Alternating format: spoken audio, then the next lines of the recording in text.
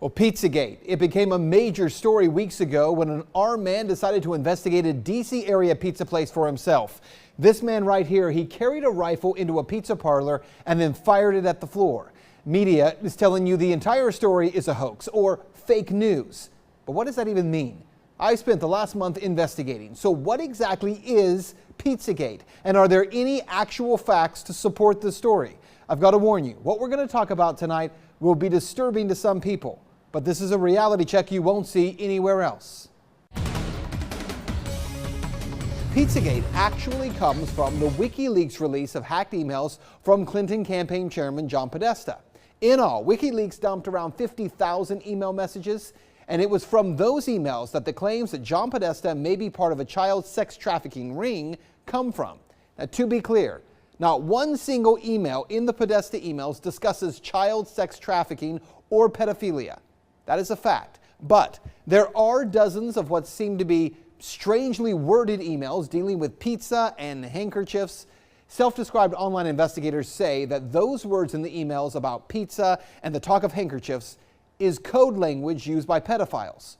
So how did a DC pizza parlor get pulled into the story? Well, again, read any mainstream report and they indicate that Comet Ping Pong Pizza was somehow linked to this fake story and has no relation to anyone involved. But the truth is, that's not true either.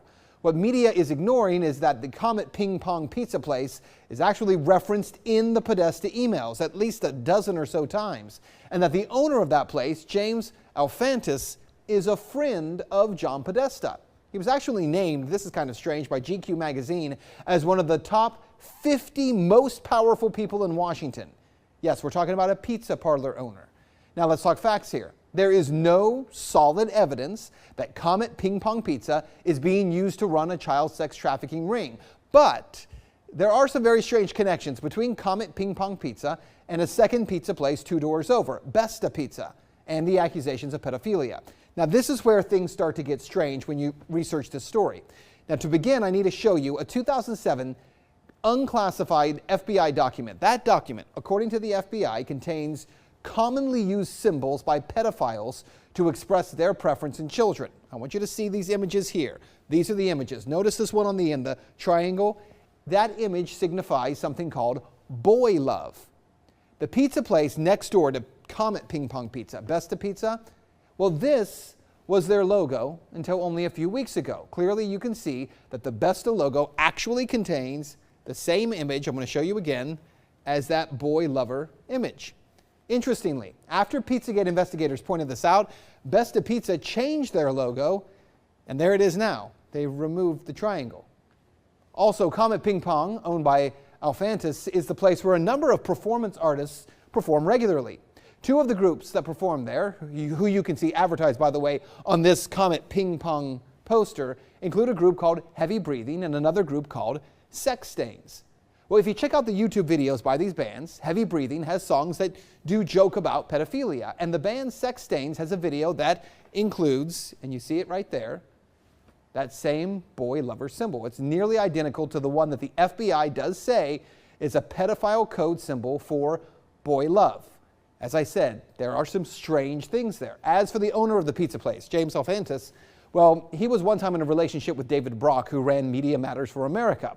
Well, since Pizzagate began to blow up online, he has made his Instagram profile, Jimmy Comet, private. But an archive search of Instagram reveals a number of strange photographs and words with strange and disturbing images associated with them. Look, to the point where we can't show you those pictures. We're not even going to describe them to you because some viewers would find it too disturbing to share on TV. Now let's talk about the Podesta brothers, because remember, it was John Podesta's email that was hacked. In those leaked Podesta emails, John Podesta talks about his close relationship with Dennis Hastert, the former Speaker of the House, who was recently sentenced to 15 months in prison for abusing boys years ago. He was referred to by the judge as a serial child molester. According to the Washington Post, visitors to Tony Podesta's home in Falls Church got an eyeful when they walked into a bedroom at the Podesta residence hung with multiple color pictures by Katie Grannon, a photographer known for documentary-style pictures of naked teenagers in their parents' suburban homes. And to be clear, that just begins to scratch the surface of how strange some of this stuff is. And bear in mind, we can't get into a lot of the real details of it because of the limits on broadcasting this on television. But it is some very strange stuff. Now keep in mind, again, there is no proof here that there is a child sex ring being operated out of a DC pizza parlor. Investigators have already proven there's nothing to the story, right? Well, actually, no. And that's what you need to know. For all that is here, there has not been one single public investigation of any of this. Not from local police, not from the FBI, no one. And that has to be the big question. Not for Podesta or for pizza parlor owners, but for law enforcement.